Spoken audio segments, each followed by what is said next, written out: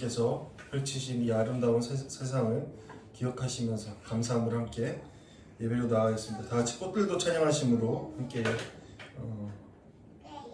예배하겠습니다.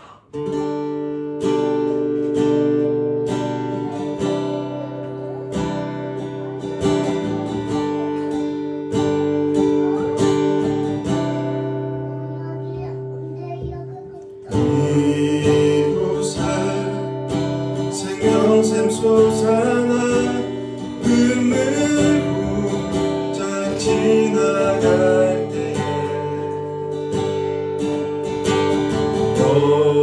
여자가 열매 맺히고 웃음소리 넘쳐나리라.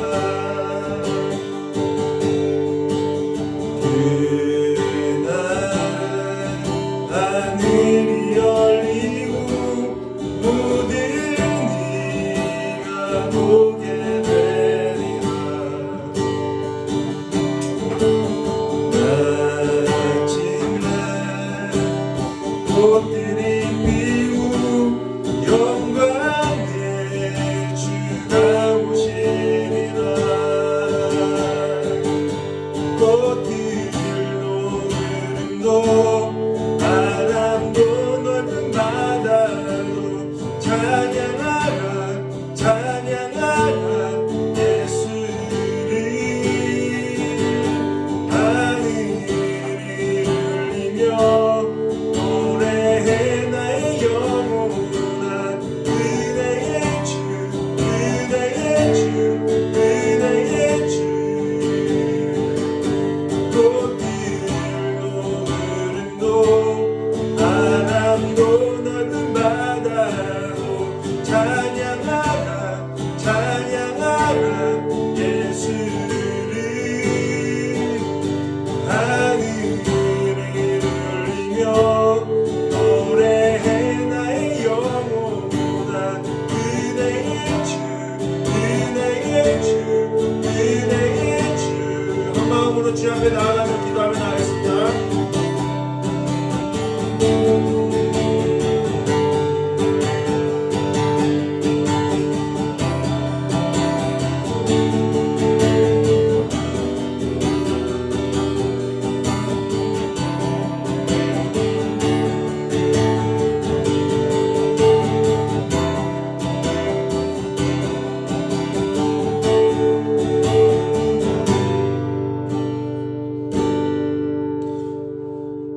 주의 성도들아 여호와를 찬송하며 그의 거룩함을 기억하며 감사하라.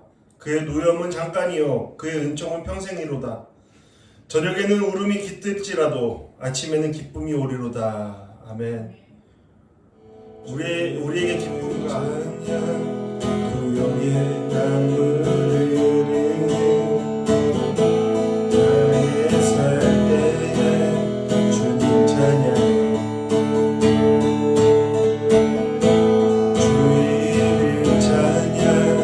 거칠은 광야와 같은 인생길 걸어갈 때로 주님 찬양. 모든 축복 주신 주님 찬양하리. 어두운 날이 다가와도 나 외치리. 모든 축복 주신 주님 찬양하리. 어두운 날이 다가와도 나 외치리. 주의 이름을 찬양해 주의 이름을 주의 이름을 찬양해 영화로운 주 이름 찬양.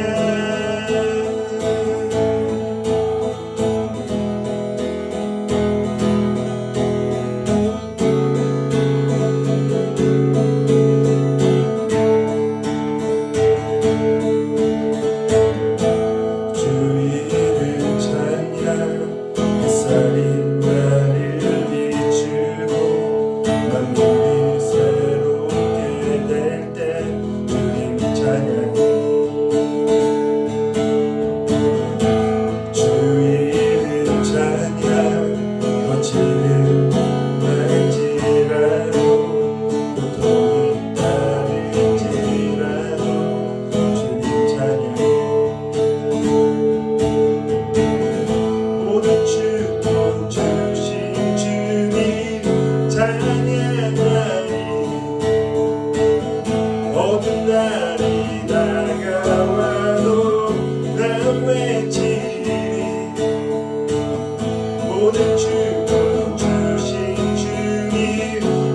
찬양하리 어느 날이 다가와도 난 외치리 주의 이름을 찬양해 주의 이름을 찬양해 영화로운 주 이름 찬양 주의 이름을 찬양해 주의 이름을 찬양해 영화로운 주 이름 찬양 주님은 지으시며 주님은 찾으시네 내 맘에 하는 말 주 찬양합니다 주님은 주시며 주님은 찾으시네 내 맘에 하는 말 주 찬양합니다 주의 이름을 찬양해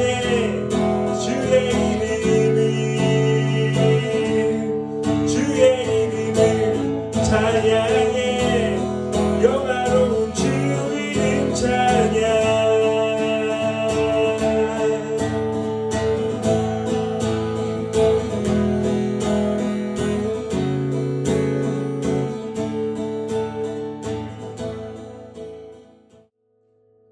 유월절 어린 양의 피로 나의 삶의 문이 열렸네 저 어둠의 권세는 힘이 없네 주 보혈의 능력으로 원수가 날 정죄할 때에도 난 이롭게 설 수 있네 난 더 이상 정죄하고 없네 나 주 보혈 아래 있네 유월절 어린 양의 피로 나의 삶의 문이 열렸네 저 어둠의 권세는 힘이 없네 나 주 보혈의 능력으로 원수가 날 정죄할 때에도 난 이롭게 설 수 있네 난 더 이상 정죄하고 난 주 보혈 아래 있네 난 주 보혈 아래 있네 그 피로 내 제사했네 하나님의 긍휼 날 거룩해 하시었네 나 주 보혈 아래 있네 나 원수의 어떠한 공격에도 난 더 이상 넘어지지 않네 나 주 보혈 아래 있네 어린 양의 피로 나의 삶의 문이 열렸네 저 어둠의 권세는 힘이 없네 주 보혈의 능력으로 원수가 날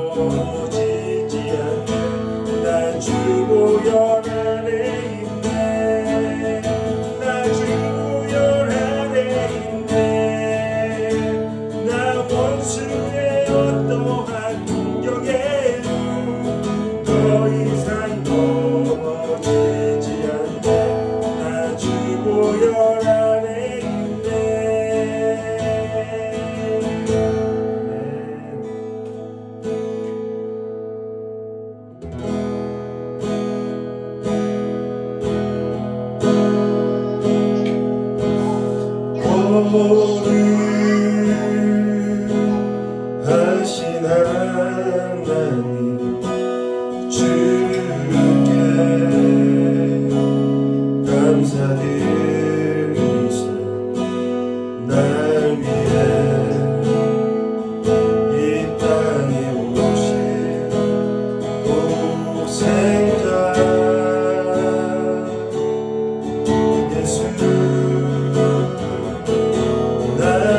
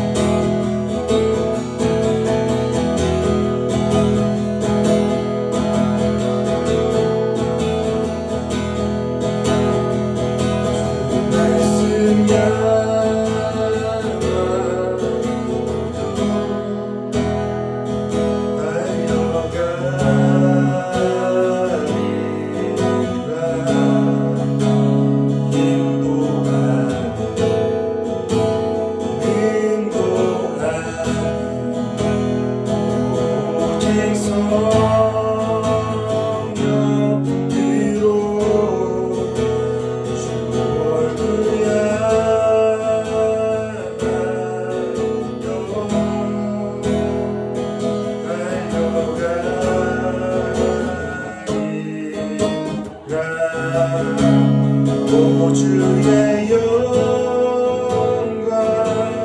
안에 살게 하소서. 주 말씀 향하여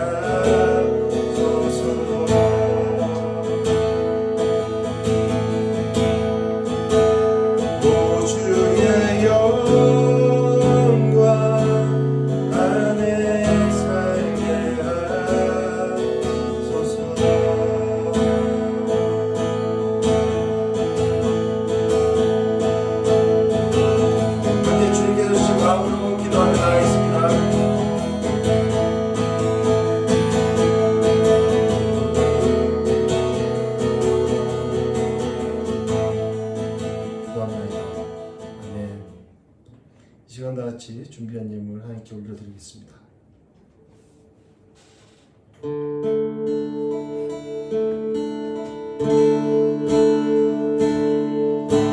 세상 모든 불판 너를 흔들어 약한 믿음 낙심하게 될 때에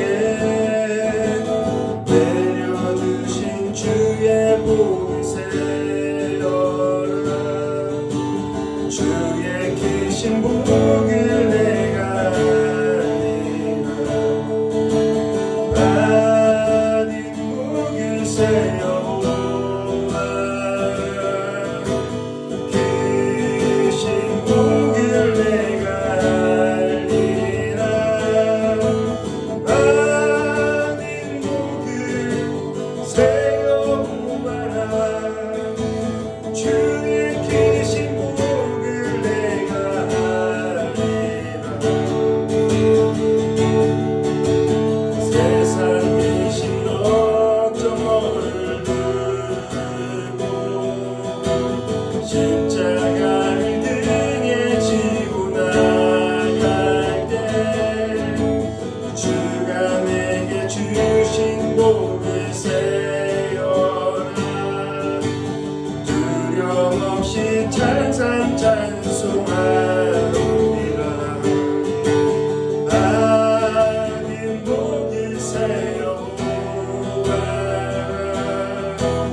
크신 복을 내가 알리라.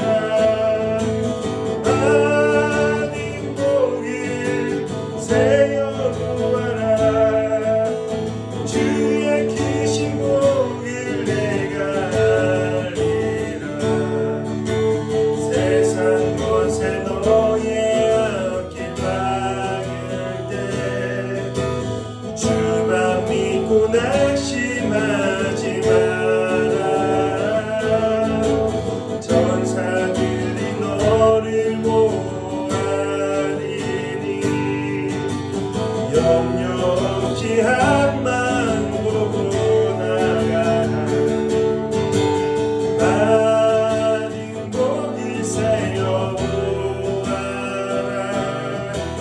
크신 복을 내가 알리라. 받은 복을 세어보아라. 주의 크신 복을 내가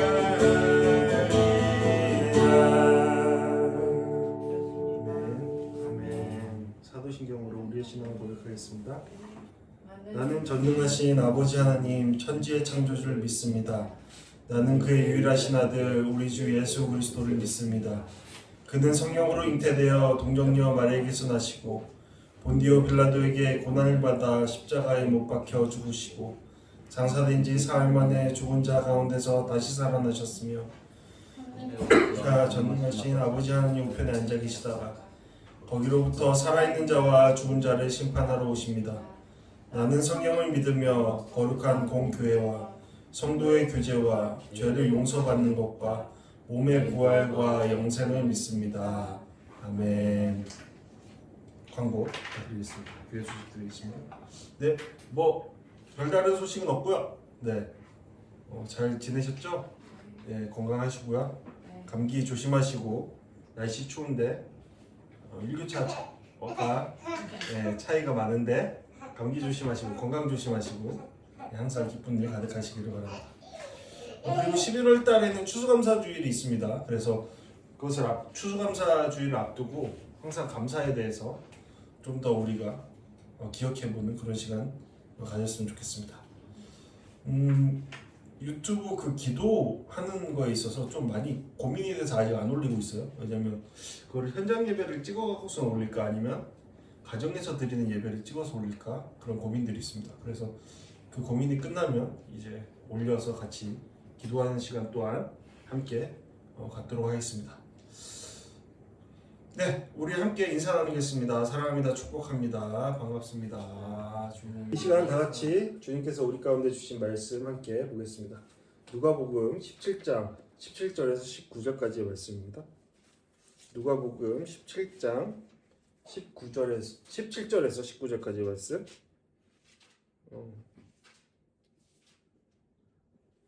한 절 한 절씩 교독하시다가 마지막 19절은 함께 읽겠습니다.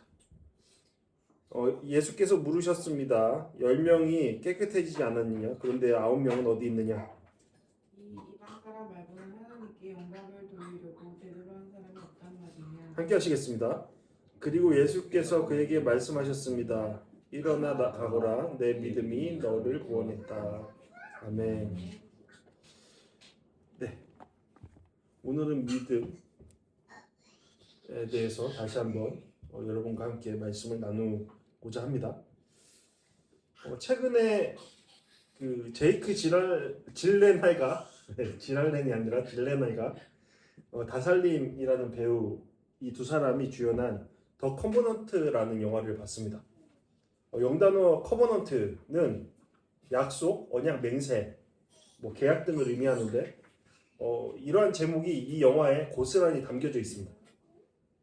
이 영화는 9.11 테러 이후에 아프가니스탄에서 주둔했던 미군과 탈레반과의 전쟁에 대한 실화를 바탕으로 그려진 영화입니다.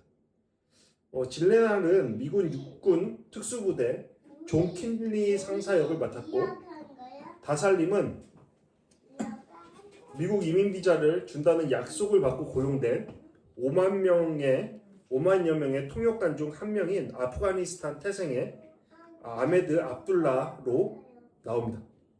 아메드가 미군 통역관으로 지원한 이유는 탈레반이 그의 아들을 죽였기 때문이었습니다. 그는 아프가니스탄에서 본래는 꽤 부유한 집안에서 별다른 문제없이 살던 자였습니다. 탈레반에 가담하여서 아편무역을 하던 터라 오히려 탈레반이 장악한 아프가니스탄에서의 삶이 그에게는 살기 좋은 곳이었습니다.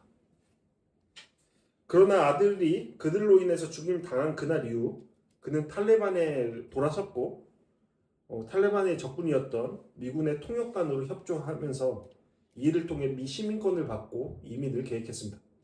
탈레반의 입장에서는 이런 아메드는 배신자로 미군 못지않게 제거해야 될 대상이었습니다. 아메드는 존이 지휘하는 분대에 속하게 되었고, 영화는 피비린내 나는 전쟁터 안에서의 두 사람의 관계 안에서 벌어지는 이야기를 중심으로 전개합니다. 하루는 존의 분대가 탈레반의 사제폭탄 공장을 찾아내서 폭파하는 임무를 맡게 됩니다. 그런데 얼마 후에 탈레반이 몰려와서 존의 분대를 완전히 초토화시켜버립니다. 이로 인해서 분대원 중에 딱 이 두 사람만 남게 됩니다. 그래서 총 두 자루를 진 채 산악 지역을 헤쳐가면서 자신들의 미군 기지로 다시 돌아가려는 계획을 세우고 길을 나섭니다. 그런데 돌아가는 길이 쉽지 않습니다. 거의 100km가 넘는 산악 지역, 그 거친 지역을 헤쳐 나가면서 물 한 모금도 마실 수 없고 편히 쉴 수도 없는 그런 지형들을 헤쳐 나간과 동시에 그곳에는 곳곳에 이들을 잡으려고 하는 텔레반들이 잠복했기 때문에 그들을 피해서 가는 길이 그렇게 호락호락하지 않았습니다. 결국 텔레반의 공격들을 잘 이렇게 대응하다가 결국에는 기습적인 공격에 존은 총상을 당하게 되고 생포됩니다. 그런데 그때 한쪽에서 숨어있던 통역관 아메드가 존을 구출해냅니다. 이제 문제는 총상을 당해서 거의 의식을 잃게 된 존을 어떻게 미군 기지로 데려가는가 하는 것이었습니다. 아메드는 부상당한 존을 그곳에 내버려두고 홀로 떠날 수 있었지만 함께 미군 기지로 가는 것을 결정합니다. 영화는 이제 아메드가 거의 콤마 상태로 움직이지도 못하는 존을 움켜쥐고 돌아가는 미군 기지로 돌아가는 과정을 그립니다. 너무나 괴로운 여정임에도 결국 아메드는 그 목적지에 도착하게 됩니다. 그리고 7주 후에 기적적으로 살아남은 존은 심한 충격으로 인해 자기가 어떻게 구출되었는지도 제대로 모른 채 자신의 집으로 돌아가게 됩니다.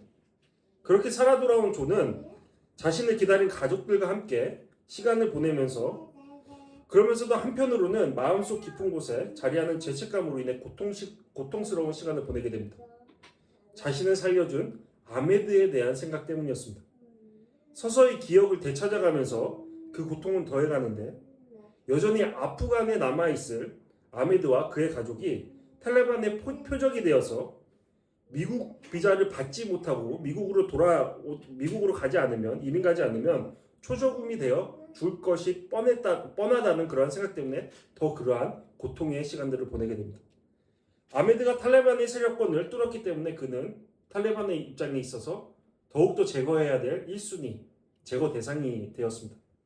그것을 안 존은 자신의 자리에서 최선을 다해서 미 정부국에 요청을 해서 아메드를 도우려고 하지만 모든 노력은 실패하게 됩니다. 그래서 결국 아메드에게 진 빚을 갚지 못해 힘들어하던 존은 군 상사의 도움을 받아서 비자를 발급받고 직접 아메드를 구하기 위해 이 전쟁터로 다시 뛰어듭니다. 이어지는 이야기는 영화로 확인하시던가 하시면 되겠고요. 제가 이제 이 이야기를 통해서 하고자 하는 이야기가 있기 때문에 저는 생사를 이렇게 오가면서 전쟁터 안에서 벌어지는 끔찍한 참상을 다룬 이 영화를 보면서 정말 많은 생각이 들더라고요.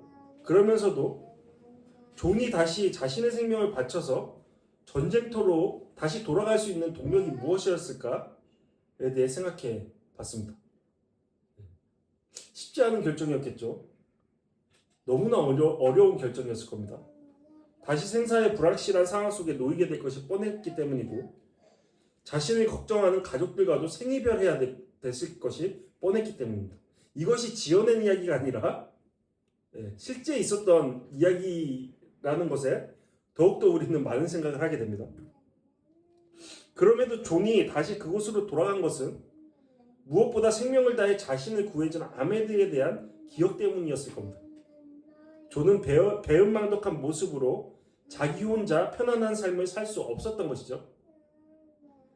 아메드가 그로 인해서 처한 상황을 뻔히 알면서도 그것을 애써 무시하면서 자기 혼자 발 뻗고 잘 먹고 잘 살 수 없었던 겁니다. 아메드에게 은혜의 빚을 진 상태였기 때문에 그는 그럴 수 없었습니다. 존은 이전의 모든 상황들을 기억했고 그 기억으로 반드시 움직여야 했던 겁니다. 저는 성경 속의 한 인물을 통해서 은혜 입은 종과 같은 모습을 발견하게 됩니다. 그 이름은 바로 바울이었습니다. 바울은 성경의 여러 곳에서 자신을 하나님의 은혜에 빚진 자라고 말합니다. 특히 로마서 1장의 서론 부분을 보면 알 수 있는데 그는 얼굴도 알지 못하는 로마에 있는 교인들을 향해 이러한 편지를 쓰면서 자신의 로마로 가고자 하는 열망을 나타내 보입니다. 이것은 바울 자신이 품은 선교적 열망에 따른 것이 아닙니다. 이것은 하나님으로부터 온 영혼을 향한 열정으로 인해서입니다. 바울은 자신을 모든 자에게 빚진 자라고 고백합니다. 그 자신이 하나님의 구원하시는 능력 아래 빚진 자라는 것을 그가 기억했기 때문이죠. 그 기억이 그를 복음이 전해져야 할 그곳, 하나님의 뜻이 함께하는 그곳으로 이끌어 간 것입니다. 바울이 하나님으로부터 받은 구원의 은혜의 복음에는 하나님의 뜻이 계시되었고 그 뜻이 그를 그러한 자리, 믿음의 자리로 이끌어 간 것입니다. 바울은 자신이 하나님의 복음 받은 자, 그것에 빚진 자라는 것을 기억했고 그 기억이 자신을 점점 더 믿음의 길로 이끌어간다, 믿음으로 살게 한다라는 것을 이 말씀을 통해서 고백하고 있습니다. 이러한 바울의 고백은 우리 모든 믿는 자의 고백이 되어야 마땅하죠. 네, 마땅합니다. 왜 그렇죠? 우리도 바울 못지않게 은혜를 입은 자이기 때문입니다. 그리스도인이라면 우리는 그렇게 고백합니다. 우리 또한 주님으로부터 주님의 복음으로 인해 구원을 받았고 구원으로 살고 있으며 구원의 길로 나아가고 있다는 것을 고백합니다. 그리고 결국에는 구원에 이를 것임을 고백합니다. 그것이 그리스도인의 고백입니다. 따라서 우리는 모두가 다 복음의 빚진 자로서 하나님의 의가 계시하는 믿음의 길로 나아가야 마땅하죠. 이러한 나아감은 우리의 주님의 다음 없는 구원의 은혜를 기억할 때 비로소 나아가게 되는 겁니다. 나를 향하신 주님의 사랑, 그 사랑이 나를 주님의 길로 이끄는 동력이 된다는 겁니다. 네. 기억한다. 그리고 기억할 때 우리는 믿음의 길로 나아간다는 것을 우리는 기억해야 합니다. 왜냐하면 오늘 말씀의 주제가 바로 그것이기 때문이죠. 우리는 오늘 우리에게 주신 주님의 말씀을 통해서도 다시금 이에 대해서 생각해 볼 수 있습니다. 예수님은 예루살렘으로 가시던 중이었습니다. 물론 언급은 안 되어 있지만 제자들도 함께 그 자리에 있었습니다. 그런데 가는 중에 한 무리의 사람을 만나게 됩니다. 그들은 누구였죠? 나병 환자들이었습니다. 당시에는 나병에 걸렸다는 것만으로도 신체적, 심리적, 영적으로 병든 상태였다라는 것을 짐작해 할 수 있습니다. 충분히 그렇게 생각할 수 있습니다. 왜냐하면 당시에는 나병에 걸렸을 때는 나병에 걸리면 사회에서 완전히 격리되어야 했기 때문입니다. 여러분 사회에서 내가 억지로 격리되었다. 그것도 나의 잘못도 아닌 피부병에 피부 질환에 의해서 격리된다. 그리고 그 피부병이 걸린 것이 마치 나의 죄로 인해서 걸린 것처럼 사람들이 생각한다라고 한번 상상해 보십시오. 여러분들의 기분이 어떻겠습니까? 여러분들의 마음이 어떻겠습니까? 버림받은 자? 저주받은 자라고 생각했겠죠. 그러면 당연히 그게 어디까지 전해집니까? 신체로 시작된 게 마음 깊은 곳까지 그리고 영적인 곳까지 전해질 겁니다. 그러니까 이들은 어떤 자였다라는 것이죠. 짐작할 수 있죠. 굉장히 병든 상태였다라는 것을 짐작해 하는 겁니다. 이들은 가난하고 소외된 자리에 처한 대상을 대표하는 겁니다. 따라서 지금 예수님을 만난 이들은 굉장히 심각하게 신체와 관계성에 있어서 병든 상태였다라는 것을 우리는 생각할 수 있습니다. 나병 환자들은 이러한 이유로 예수님께서 자신들의 앞을 지나가시는 걸 보고서도 멀리 서 있을 수밖에 없었습니다.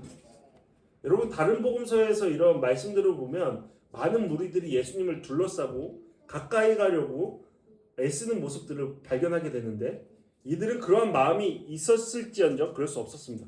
왜냐하면 예수님이 걸어 다니시는 그곳에는 이미 많은 사람들이 있었고 이 사람들은 그들과 분리되어야 하는 입장에 있었기 때문입니다. 그럼에도 그들의 외치는 소리는 그 경계를 허물 수 있었습니다. 그래서 그들은 예수님을 향해서 소리쳤죠. 자신들의 삶을 모습을 불쌍히 여겨달라고 소리쳤습니다. 아마도 이들은 예수님의 사역에 대한 소문을 이미 들었기 때문에 예수님의 능력에 대해 이미 알았기 때문에 이렇게 소리쳤을 겁니다. 그래서 어쩌면 인생에 있어서 한 번밖에 없을 이 기회를 놓치기 싫었기 때문에 놓칠 수 없었기 때문에 용기를 내서 힘을 다해 소리쳤을 겁니다. 물론 그 자리에 함께한 사람들이 어떤 반응을 보였을까요? 입 닫아 그랬겠죠. 너 제발 입 닫아! 너네 조용히 해! 그랬겠죠. 너네 절로 가! 그랬겠죠. 왜요? 그 당시의 사람들이 이들을 생각하기에 어떤 자들이었죠? 혐오의 대상이었죠. 네. 버림받은 자들, 혐오의 대상이었죠. 네. 그래서 조용히 해! 절로 가!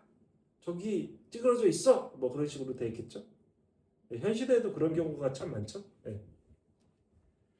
우리가 쉽게 생각하면 그들의 이러한 외침이 그리 대수롭지 않게 여겨질 수도 있겠지만 예수님 당시에 많은 무리들이 그 가는 길에 함께 있었다라는 것을 생각할 때 나병 환자들에게 있어서 이러한 외침은 대단한 용기가 필요한 것이었습니다.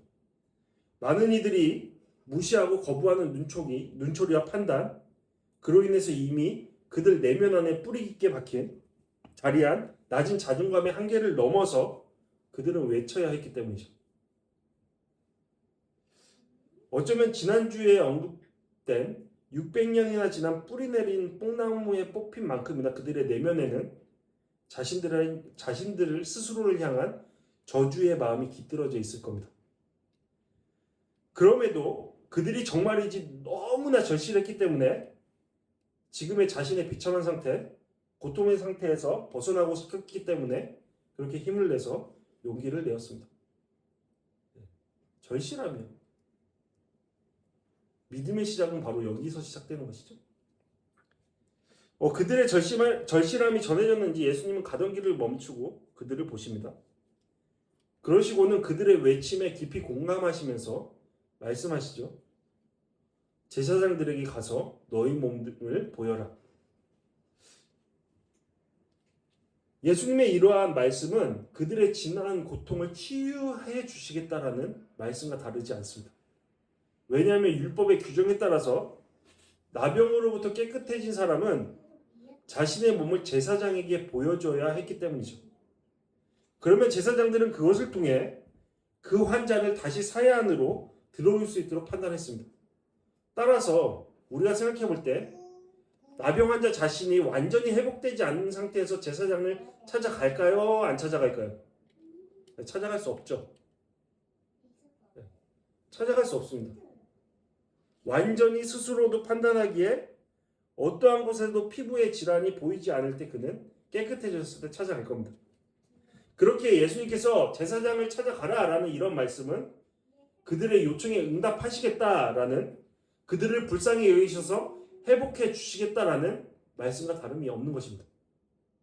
우리는 여기서 크게 두 가지를 생각해 볼 수 있죠. 하나는 주님은 말씀을 통해서 우리를 살리시는 충분한 능력이 있으신 분이다. 우리를 치유하기 위해 그 말씀의 능력으로 충분하시다라는 것을 알 수 있고, 또 다른 하나는 그 능력이 우리의 삶 가운데 임하려면 그 말씀에 대한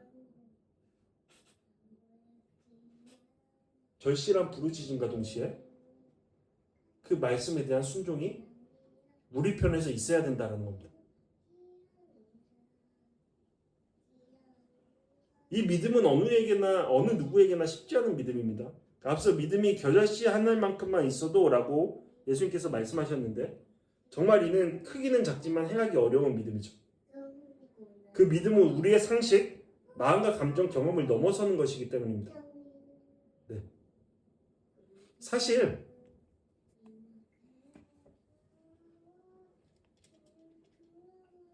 이 피부병에 걸린 이 사람들만큼의 믿음도 없는 사람이 정말 많죠.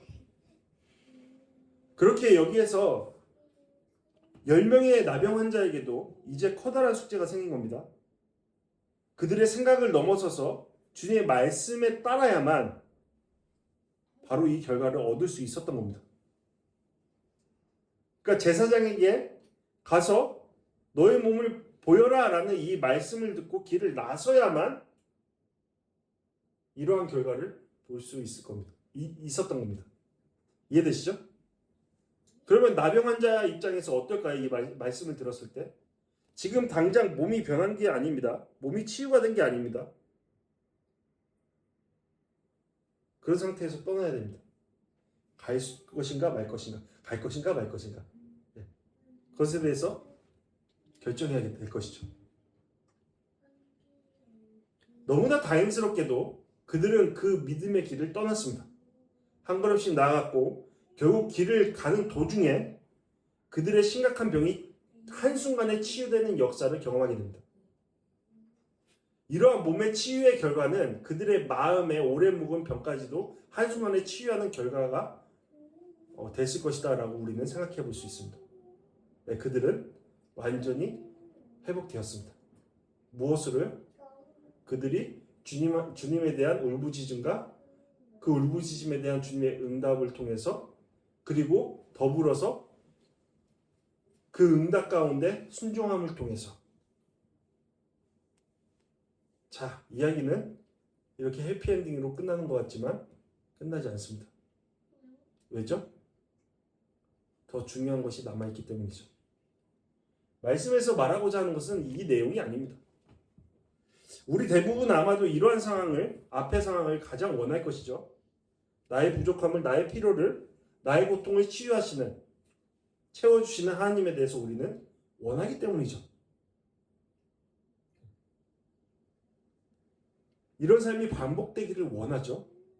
이전에 나의 상태는 계속적으로 유지하면서, 나의 편함은 계속적으로 유지하면서,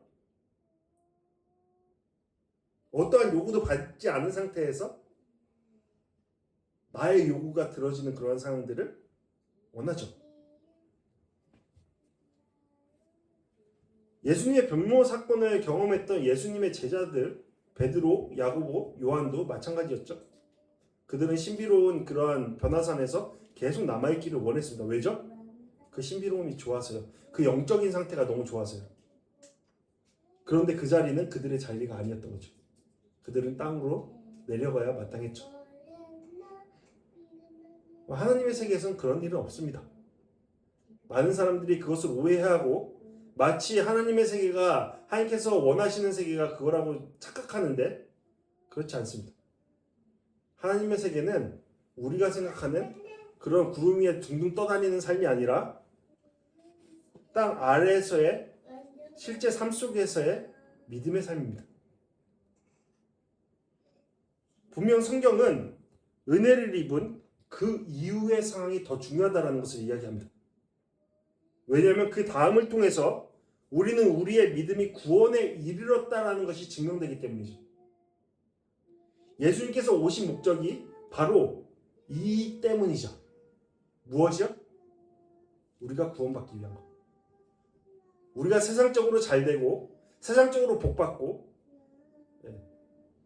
세상적으로 뭔가 대단한 것을 누리고 함께 막 기도했을 때 하나님이 기적적으로 우리를 살려내고 우리의 필요를 채우고 그런 것이 아니라 예수님의 목적은 그것을 넘어서서 우리가 하나님을 따르는 삶, 하나님 나라에 이르는 삶, 구원의 삶을 살아내도록 하기 위하기 때문입니다. 나머지 것들은 그저 그것을 위한 도구에 불과할 뿐이죠. 예수님의 도움을 진정으로 원했던 10명의 나병 환자는 예수님의 뜻 안에서 응답받습니다. 그러나 10명 중 오직 한 사람만이 다시 그 걸음을 돌이켜서 이 치유의 원인 되시는 하나님 앞에 하나님을 찬양하며 예수님께 나아와 예수님께 감사를 올려드립니다. 이 돌아옴은 하나님이 자신을 고쳐주셨다는 고백이며 동시에 하나님의 치유하시는 능력이 예수 그리스도의 권능을 통해 나타나는 것을 아는 고백입니다. 예수님께 돌아오는 이 한 사람의 모습은 완전히 치유된 모습입니다. 그렇다면 나머지 9사람은 어떤 치유된 모습이죠? 그들은 스스로 완전히 치유됐다고 생각하지만 그들의 치유된 모습은 어떤 거예요? 부분적으로 치유된 것이죠. 오히려 그 치유됨이 그들을 구원의 길에서 더 멀게 했을 수도 있습니다.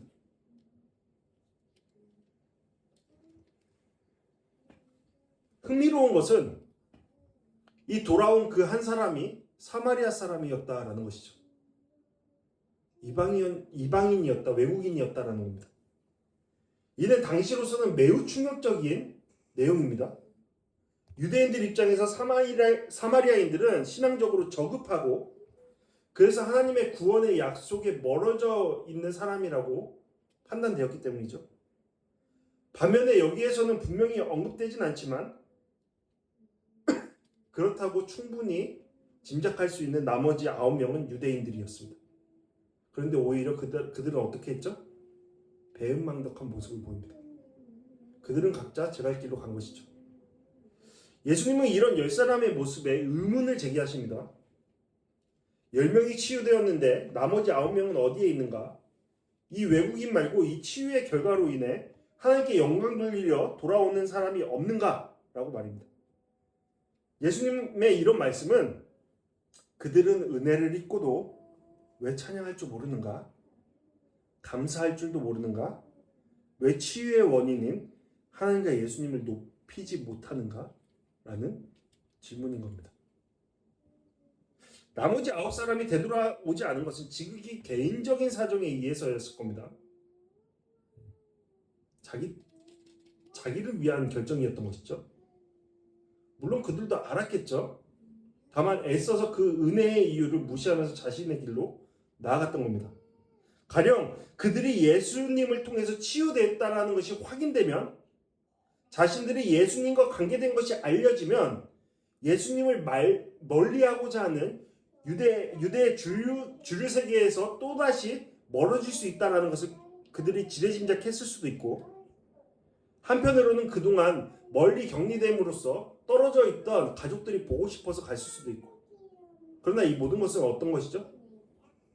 앞서 그를 치유하신 하나님의 은혜를 망각해버리고 그들 자신들만 생각해서 가버린 그런 행동인 것입니다.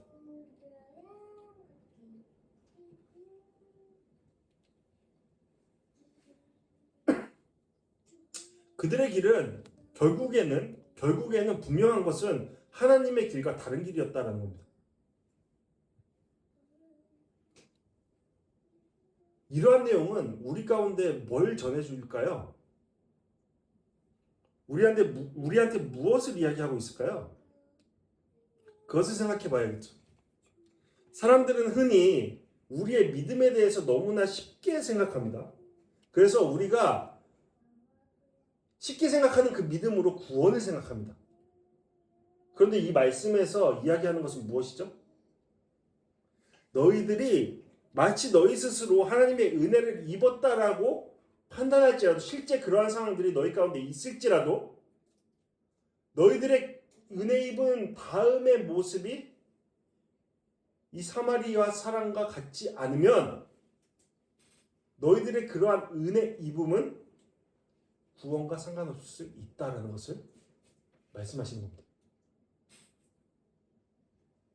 이것이 굉장히 크게 다가와야 정상적인 거죠. 그리스도인이라면요. 그러니까 이 말씀은 결국에는 이름만 명목상의 그리스도인이라는 사람과 실제 그리스도인을 나누는 말씀이 되는 것입니다. 무겁게 다가와야죠. 우리 가운데. 그게 정상적인 것이죠.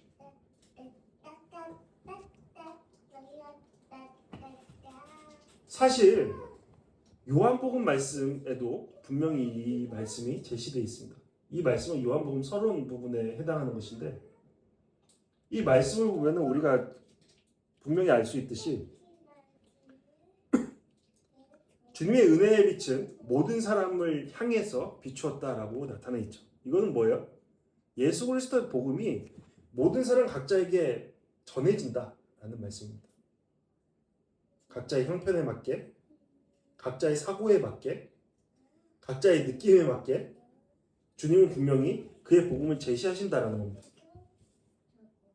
그건 공통적인 것이죠. 근데 차이는 뭐예요? 이어지는 차이는? 이것에 대한 각 사람의 반응입니다. 어떤 자는 이것을 받았으나 거부합니다. 어떤 자는 이것을 받고 받습니다. 이것이 바로 9명의 사람과 이 한 명의 구분되는 점이었죠. 그리고 공통점이 되기도 하죠.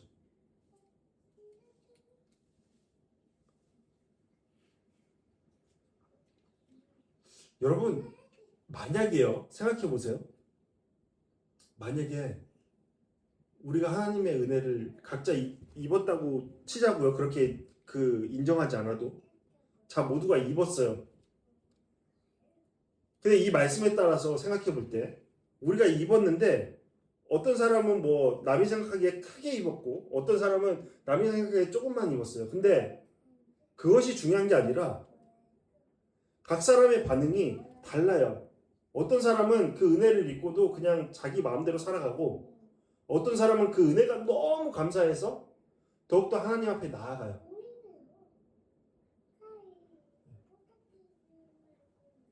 이 두 사람 중에 말씀에 의해서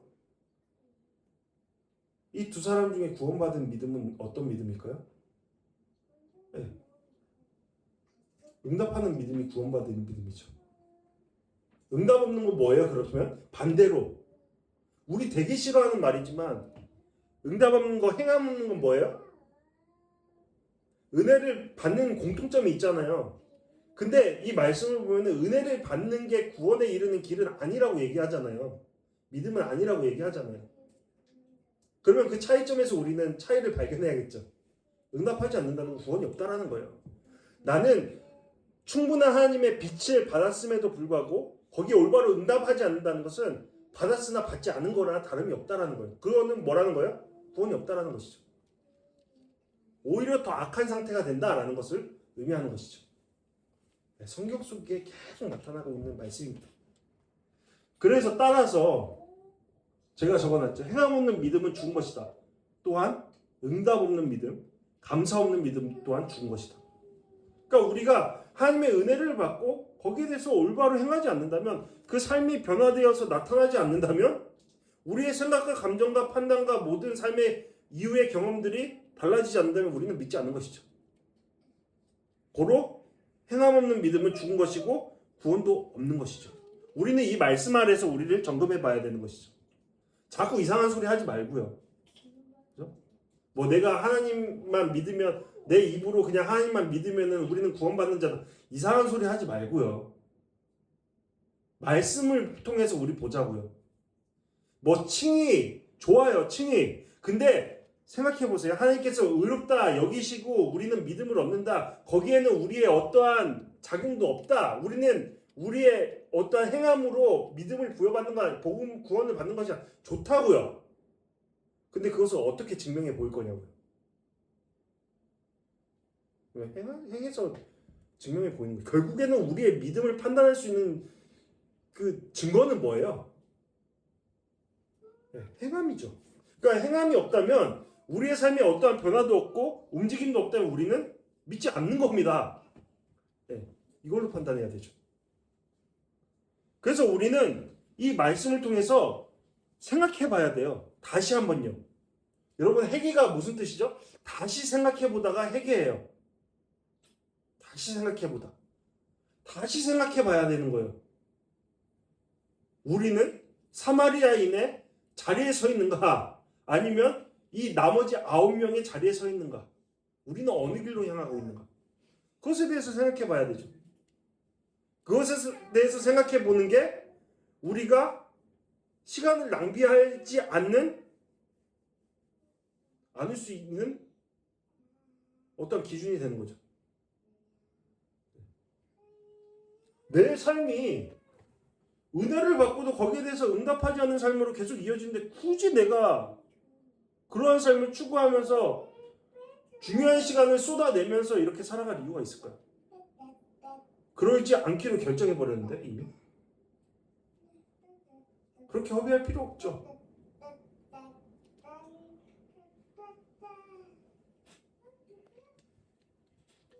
오늘 말씀 속에서 우리 가운데 말하는 것은, 분명한 것은 하나님 은혜에 대한 올바른 반응이 우리를 구원의 믿음의 자리로 인도한다라는 겁니다. 우리의 반응이요.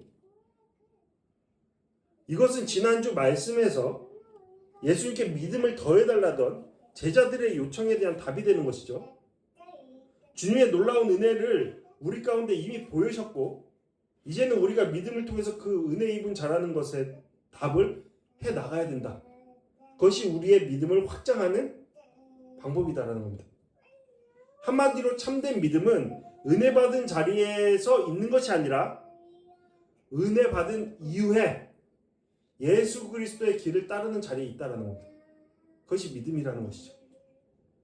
자신의 작은 믿음으로 예수님의 길을 나와야만 그것을 통해서 우리는 구원에 이르는 믿음을 나타내 보일 수 있다라는 겁니다. 잘 분별해야 돼요. 다시 한번 우리는 말씀 속에서 이 10사람의 공통점을 생각해 볼 수 있어요. 뭐예요? 이들 모두가 은혜를 입었다라는 거예요. 그들은 은혜를 주실 분을 잘 찾아냈죠.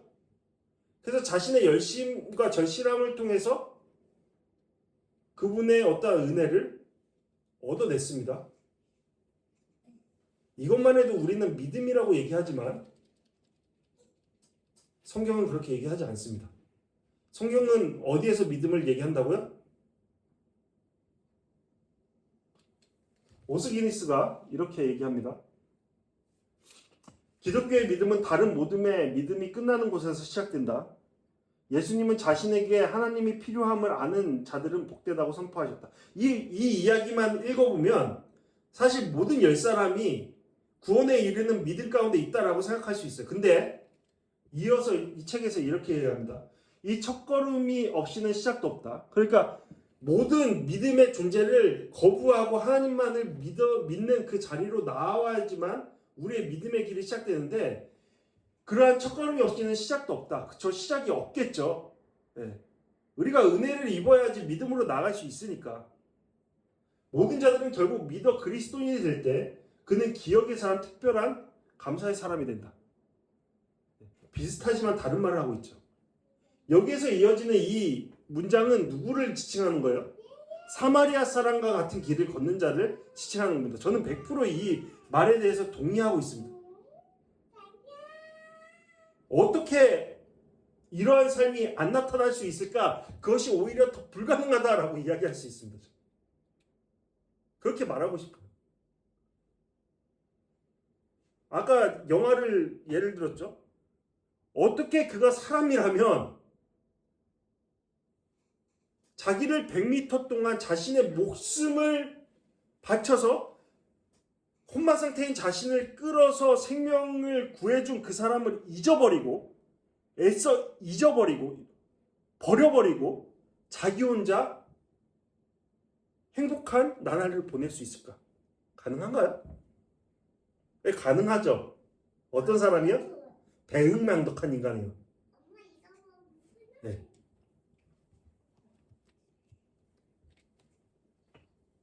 인간다운 인간은 그런 삶이 가능하지 않겠죠. 자신이 못하더라도 그 마음속에 깊은 곳에 큰 죄책감과 동시에 그 사람을 돕지 못하는 그 슬픈 고통들이 자리하고 있겠죠. 마땅히. 그게 인간이죠.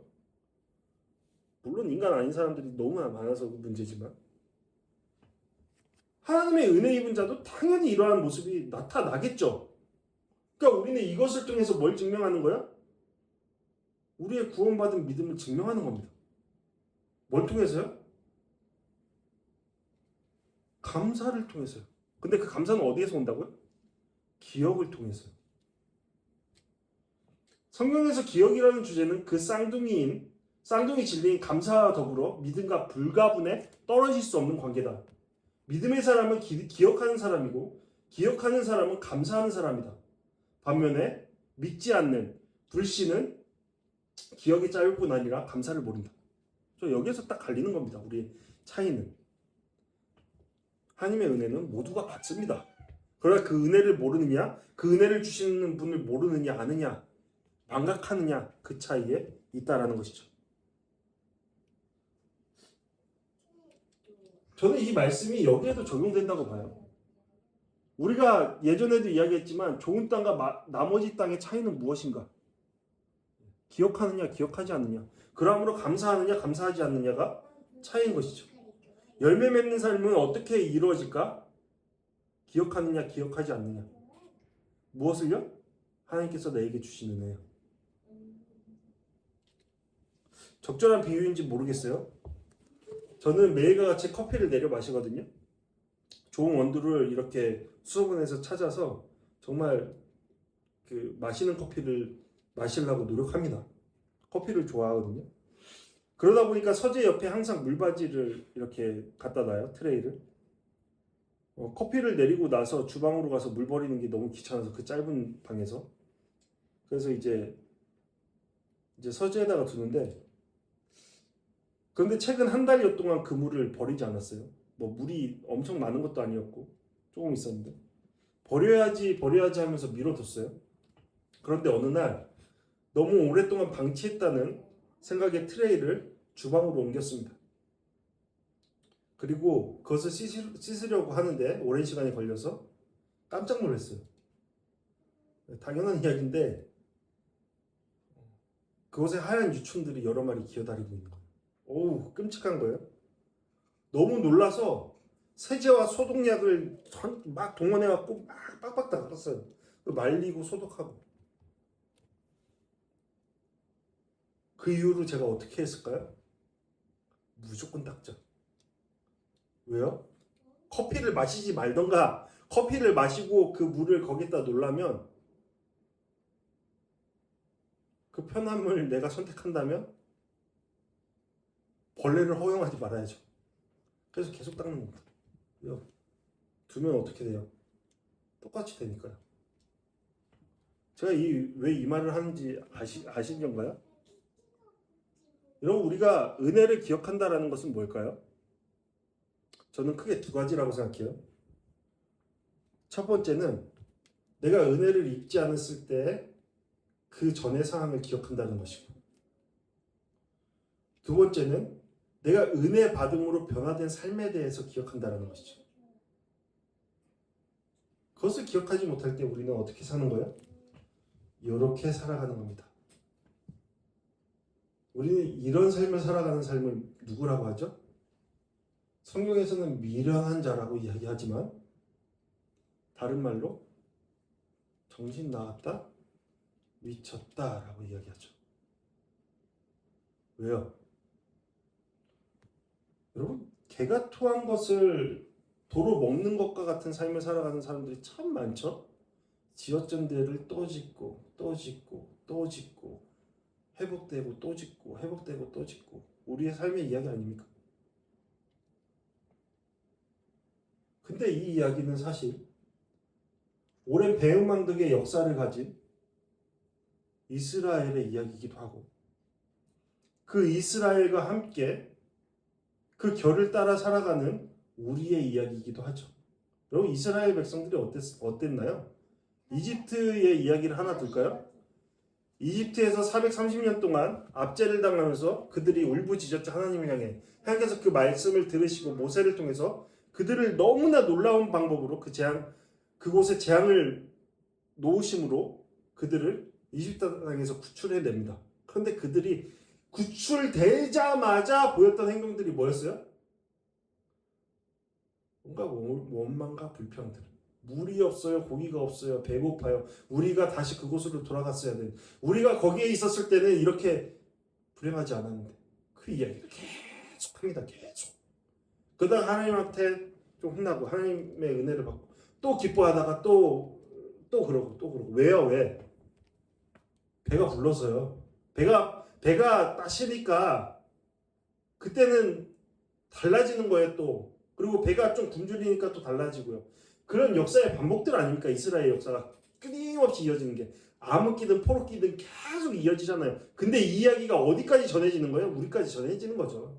왜요? 왜 그런 걸까요? 왜 이런 배은망덕의 역사가 계속 전해지는 걸까요? 왜 우리는 계속 나아가지 못하고 계속 그 자리에 멈춰 있는 걸까요? 아무것도 아닌 것에 시간을 허비하면서 계속 보내고 있는 걸까요? 기억하지 않아서죠. 기억하지 않아서입니다.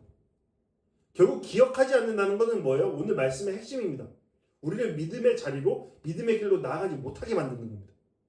기억하지 않는 거예요. 왜요? 기억하지 않는다는 것은 감사할 수 없는 그런 삶으로 이끌기 때문이에요. 여러분들은 그렇다면 잘 기억하고 계십니까? 우리가 헌금 찬양할 때 받은 복을 세어보아라 그랬는데 여러분 매 순간 받은 복을 세어보면서 살아가고 있습니까? 저는 이것이 우리가 앞서서도 이야기했지만 믿음의 성장을 이루는 데서 가장 중요한 요소라고 생각합니다. 왜요? 우리가 믿음의 길로 나아가는 그 길이요, 우리 마음대로 되지 않거든요. 우리의 생각과 우리의 느낌과 전혀 다른 방향. 왜 그럴까요? 이거 생각해 보세요. 제가 누군가를, 제가 야구를 했으니까 야구를 뭐 던지는 폼을 가르쳐줘요. 뭐 운동을 안 배운 사람들, 사회인들. 그럼 그 사람들이 반응하는 게 첫 번째 반응이 뭔지 알아요? 내가 맞다라는 거야. 자기들이 맞대요.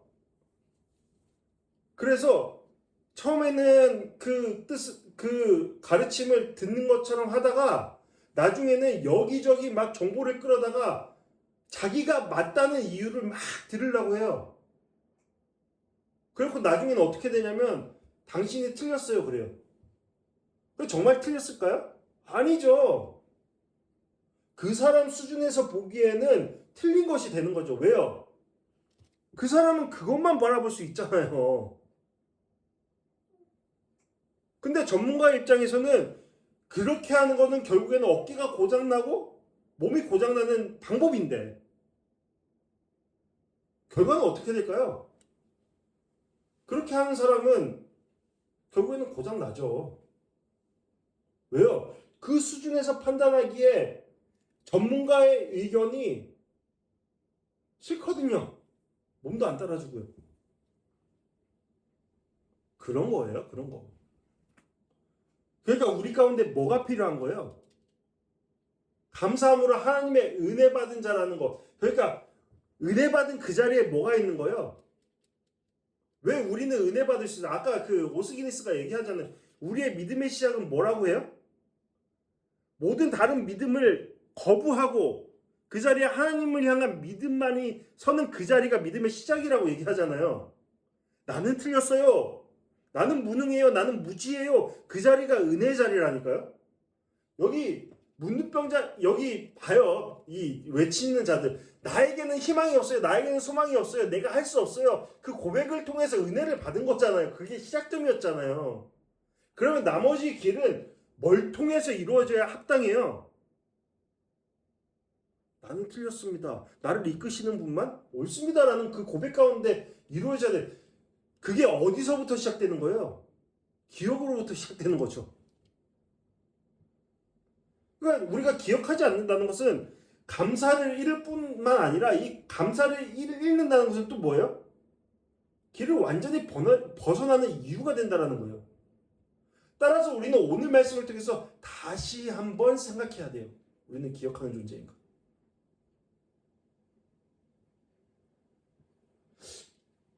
이전에도 나는 하나의 이야기가 있는데 이것을 끝으로 오늘 말씀 마치겠습니다. 어느 해변에서의 이야기예요. 암초가 많은 곳에 항로를 잘못 잡은 배들이 자주 침몰하게 되었고 많은 이들이 그곳에서 목숨을 잃게 되었어요. 그것이 빈번하게 일어났죠. 이 사실을 알게 된 봉사자들이 힘을 모아서 구조대원을 결성했어요. 이 구조대원을 결성한 그들은 얼마 전에 바로 그곳에서 배가 암초에 걸려 침몰하던 중에 구사일생으로 살아나던 자들이었어요. 죽을 상황에서 살아난 것이 너무 감사해서 남은 여생을 그곳에서 자신과 비슷한 처지에 있을 사람들을 위해 살고자 했어요. 그들은 자신들의 일을 너무나 귀하게 여기면서 최선을 다했어요. 왜?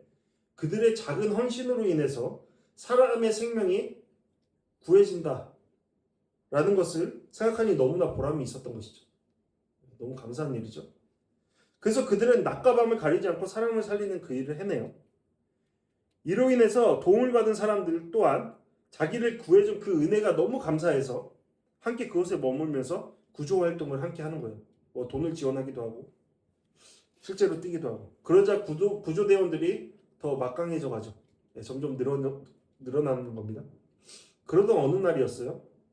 대원 중 한 사람이 대원이 많이 늘었으니까 이제 좀 더 좋은 잠자리를 우리가 만들자. 그래서 좋은 집을 짓기로 제안해요. 그러면 이제 구조활동에 더 좋을 거라고 생각했던 거예요. 그러자 또 다른 사람이 말해요. 우리가 집만을 짓는 것이 아니라 우리가 한 마음으로 이 일에 동참하기 위해서, 구조에 힘쓰기 위해서, 앞으로 더욱 이 일을 더 잘하기 위해서 친목을 다지자. 우리 파티를 엽시다. 밤에 모여서. 그렇게 세월이 흘러서 해변에는 화려한 저택들이 자리를 잡게 되었고 매일 저녁 친목 파티가 이루어지는 거예요. 그러면서 해변에 생명을 살리기 위해 전신전력을 다했던 이전의 단조로운 생활이 점점 사라지고 복잡하고 화려한 활기 띤 생활이 활발히 이루어지는 거예요. 그렇게 더 많은 세월이 흘렀습니다. 이윽고 사람들은 낮에만 구조활동을 하는 것이 근로기준법에 부합하다라고 생각하기 시작해요. 그래서 저녁이면 쉬면서 밤마다 함께 모여서 파티를 열고 마음껏 즐겨요. 이렇게 하는 것이 자신들의 의무를 수행하는 것에 더 도움이 된다라고 생각했던 것이죠. 그러나 좀 더 시간이 흘러서 이제 그들은 파도가 깊은 밤바다에 들어가는 것이 위험한 일이라 생각하기에 이르러요. 그래서 그들이 거처하고 있던 저택에는 화려한 조명과 흥겨운 노랫소리가 흘러 퍼지고 바깥 해변에서는 구조를 요청하고 허우적거리며 목숨을 살려달라는 비명소리가 울려 퍼지는 거예요. 물론 그 소리는, 그 외치는 소리는 그들의 신나 춤추는 파티를 즐기는 그 소리에 덮여버리죠. 통곡의 소리를 덮고 그들은 그들만의 세계를 다시 구축해 가는 거예요. 그들의 처음 가고자 했던 그 길을 잃어버린 채. 여러분, 이 비극적인 모습을 갖추게 된 이유가 무엇입니까? 그들이 본래의 길에서 떠나게 된 원인이 무엇이었죠? 기억하지 않았었죠. 그들이 처음 갖게 된 그 감사의 것들을 기억하지 않았습니다. 결국 이러한 망각은 옳은 길, 선한 길, 생명의 길에서 벗어나게 하는 것입니다. 따라서 주님은 오늘 우리에게 기억하라고 말씀하시죠. 너희들이 받은 복을 보아라 라고 말씀하십니다. 불쌍히 여김 받은 그때를 기억하라 라고 말씀하십니다. 우리가 이런 주님의 은혜를 기억할 때 우리는 주님 앞에 찬양과 기쁨으로 나아갈 것입니다. 그리고 그러한 찬양과 기쁨으로 나아가는 곳에 감사가 흘러 넘칠 겁니다. 그리고 그러한 감사는 우리를 구원하는 믿음의 길로, 더한 믿음의 길로 나아가게 할 겁니다. 예수님께서 걸어가신 바로 그 길, 17장부터 계속적으로 이어지는 그 예수님께서 말씀하신 그 길을 우리는 자기 십자가를 지고 예수의 길로 따라가게 될 것입니다. 여러분, 우리는 하나님의 은혜에 빚진 자입니까? 그것을 알고 있습니까? 그러면 우리는 빛 가운데 행해야 합니다. 주님의 빛이 그것으로 우리를 이끌기 때문이죠. 그곳에 주님의 깨끗게 하시는 역사가 있습니다. 그곳에 주님의 용서와 사랑과 구원이 있습니다. 그곳에 주님의 소망이 있습니다. 주님은 우리를 바로 이 자리로 이끄십니다. 은혜 입은 우리의 응답이 오늘 말씀의 사마리아 사람과 같기를 원합니다. 감사함으로 구원하는 믿음의 길로 나아감으로 점점 믿음이 더해진 삶으로 주님의 풍성한 은혜를 누리는, 그러함으로 그러한 은혜를 나누는 우리의 삶이 되기를 원합니다. 기억하십시오. 다시 생각하십시오. 돌아가십시오. 예수 그리스도 앞에 엎드리십시오. 그것이 우리를 구원에 이르는 믿음으로 이끌 것입니다. 이 시간 다 같이 감사의 시험이 닥쳐올 때 찬양하시며 기도하시겠습니다.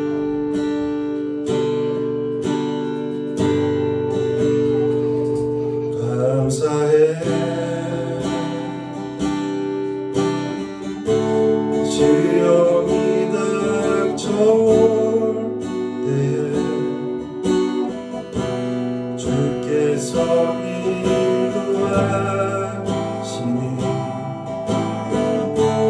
두려움 없네.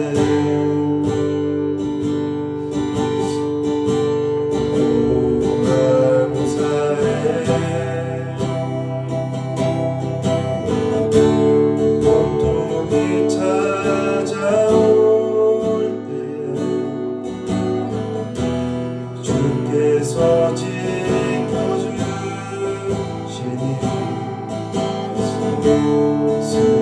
승리하리라. 나의 모든 삶의 속에서 주님이 함께하시는 주님의 성령 나를 인도하시니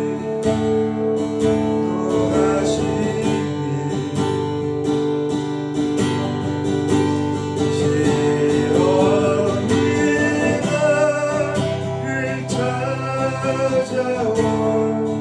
내 주님 지켜주시리.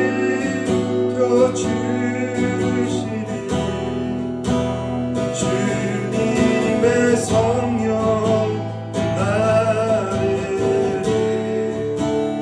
인도하시리.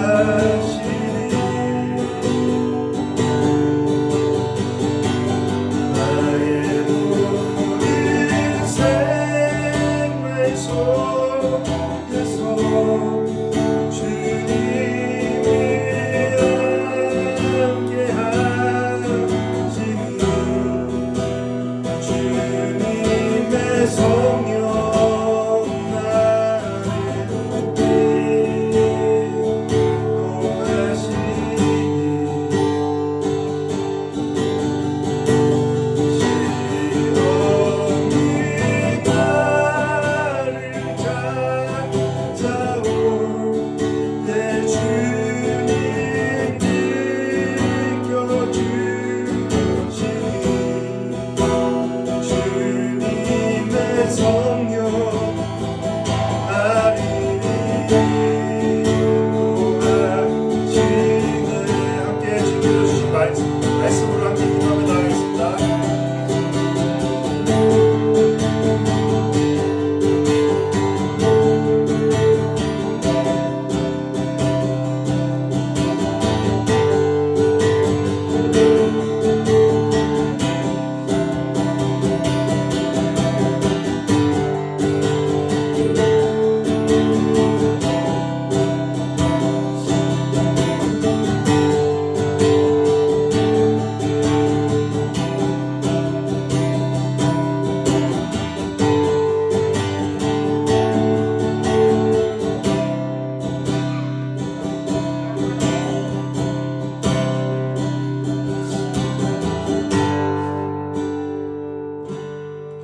하여지 오늘 말씀과 같이 우리가 은혜 입은 자임을 고백합니다. 하지만 그러한 은혜로 끝나는 삶이 아니라 은혜 입음을 올바로 고백하고 응답하며 나아가는 곧 그 은혜로 인해 우리가 믿음에 믿음을 더하는 구원의 믿음의 길로 나아가는 우리의 삶이 될 수 있도록 주 인도하여 주옵소서. 그러므로 우리의 이후의 삶들, 은혜 입은 이후의 삶이 더욱더 주님을 알아가고 주님을 높여가는 그러한 기쁨의 삶이 될 수 있도록 완전한 회복을 이루는 삶이 될 수 있도록 주님 함께하여 주옵소서. 이제는 우리 주 예수 그리스도의 은혜와 아버지 하나님의 사랑하심과 성령 하나님의 감화운동 충만하심이 이 자리에 모인 우리 가운데 함께하시기를 간절히 축원하옵나이다. 아멘.